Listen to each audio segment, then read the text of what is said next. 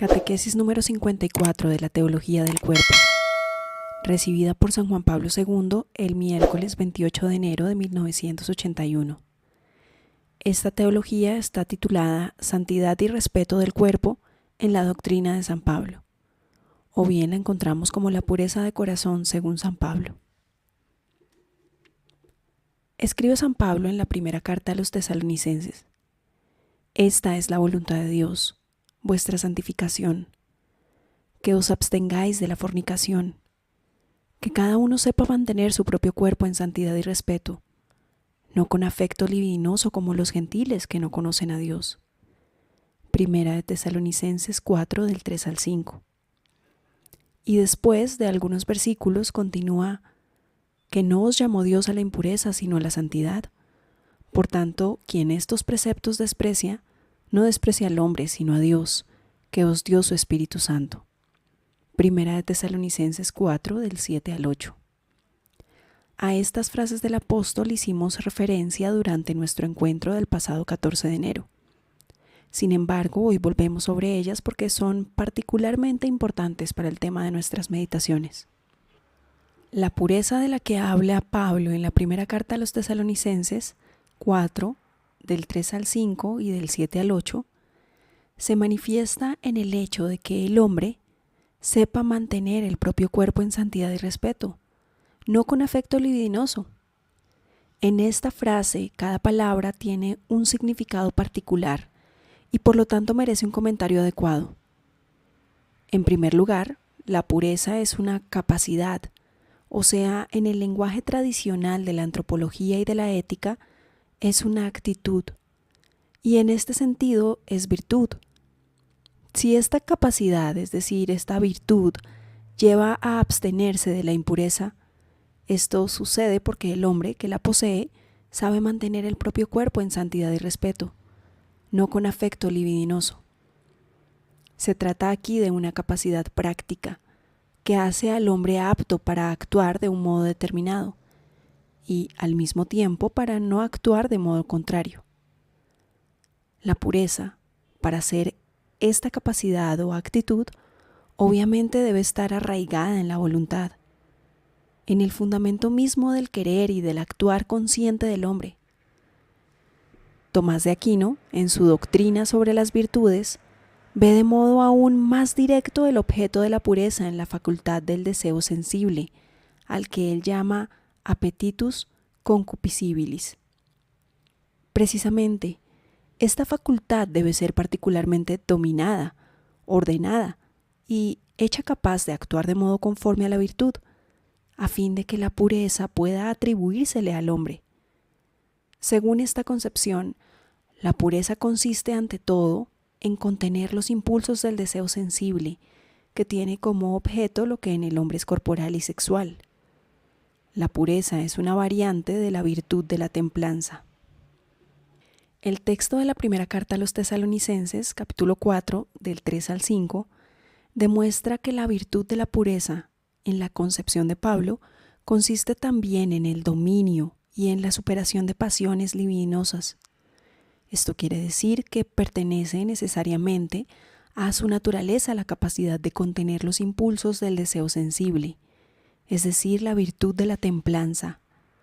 Pero, a la vez, el mismo texto paulino dirige nuestra atención hacia otra función de la virtud de la pureza, hacia otra dimensión suya, que podría decirse más positiva que negativa. La finalidad, pues, de la pureza, que el autor de la carta parece poner de relieve, sobre todo, es no solo y no tanto la abstención de la impureza y de lo que a ella conduce, por lo tanto, la abstención de pasiones libidinosas, sino, al mismo tiempo, el mantenimiento del propio cuerpo e indirectamente, también del de los otros con santidad y respeto. Estas dos funciones, la abstención y el mantenimiento, están estrechamente ligadas y son recíprocamente dependientes, porque, en efecto, no se puede mantener el cuerpo con santidad y respeto si falta esa abstención de la impureza y de lo que a ella conduce. En consecuencia, se puede admitir que el mantenimiento del cuerpo propio e indirectamente de los demás, en santidad y respeto, confiere adecuado significado y valor a esa abstención. Esta, de suyo, requiere la superación de algo que hay en el hombre y que nace espontáneamente en él como inclinación, como atractivo y también como valor que actúa, sobre todo en el ámbito de los sentidos, pero muy frecuentemente no sin repercusiones sobre otras dimensiones de la subjetividad humana y particularmente sobre la dimensión afectivo-emotiva. Considerando todo esto, parece que la imagen paulina de la virtud de la pureza, imagen que emerge de la confrontación tan elocuente de la función de la abstención, esto es de la templanza, con la del mantenimiento del cuerpo con santidad y respeto. Esta imagen paulina de la virtud de la pureza es profundamente justa y completa y adecuada. Quizá debemos esta plenitud no a otra cosa sino al hecho de que Pablo considera la pureza no solo como capacidad, esto es como actitud, de las facultades subjetivas del hombre, sino al mismo tiempo como una manifestación concreta de la vida según el Espíritu, en la cual la capacidad humana está interiormente fecundada y enriquecida por lo que Pablo en la carta a los Gálatas, en su capítulo 5, versículo 22, llama fruto del Espíritu.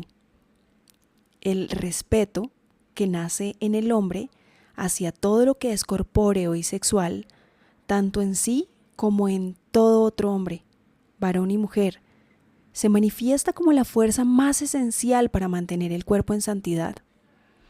Para comprender la doctrina paulina sobre la pureza es necesario entrar a fondo en el significado del término respeto, entendido aquí, obviamente, como fuerza de carácter espiritual. Precisamente esta fuerza interior es la que confiere plena dimensión a la pureza como virtud, es decir, como capacidad de actuar en todo ese campo en el que el hombre descubre en su interior mismo los múltiples impulsos de pasiones libidinosas y a veces, por varios motivos, se rinde a ellos. Para entender mejor el pensamiento del autor de la primera carta a los tesalonicenses, es oportuno tener presente además otro texto que encontramos en la primera carta a los Corintios. Pablo expone allí su gran doctrina eclesiológica, según la cual la Iglesia es cuerpo de Cristo. Aprovecha la ocasión para formular la argumentación siguiente acerca del cuerpo humano. Dios ha dispuesto los miembros en el cuerpo, cada uno de ellos como ha querido. 1 Corintios 12, versículo 18. Y más adelante dice, aún hay más. Los miembros del cuerpo que parecen más débiles son los más necesarios, y a los que parecen más viles los rodeamos de mayor honor, y a los que tenemos por indecentes los tratamos con mayor decencia, mientras que los que de suyo son decentes no necesitan de más. Ahora bien, Dios dispuso el cuerpo dando mayor decencia al que carecía de ella, a fin de que no hubiera escisión en el cuerpo. Antes, todos los miembros se preocupan por igual unos de otros. 1 Corintios capítulo 12, versículo del 22 al 25. Aunque el tema propio del texto en cuestión sea la teología de la Iglesia como cuerpo de Cristo, sin embargo, en torno a este pasaje se puede decir que Pablo, mediante su gran analogía eclesiológica, que se repite en otras cartas y que tomaremos a su tiempo, contribuye a la vez a profundizar en la teología del cuerpo. Mientras en la primera carta a los tesalonicenses se escribe acerca del mantenimiento del cuerpo en santidad y respeto, en el pasaje que acabamos de citar de la primera carta a los Corintios, quiere mostrar a este cuerpo humano precisamente como digno de respeto. Se podría decir también que quiere enseñar a los destinatarios de su carta la justa concepción del cuerpo humano. Por eso, esta descripción paulina del cuerpo humano en la primera carta a los Corintios parece estar estrechamente ligada a las recomendaciones de la primera carta a los tesalonicenses. Que cada uno sepa mantener el propio cuerpo en santidad y respeto. 1 Tesalonicenses 4:4. Este es un hilo importante, quizá el esencial de la doctrina paulina sobre la pureza. Hasta aquí la teología del cuerpo número 54, titulada Santidad y respeto del cuerpo en la doctrina de San Pablo, o también la pureza del corazón, según San Pablo. Esta catequesis fue recibida el 28 de enero de 1981.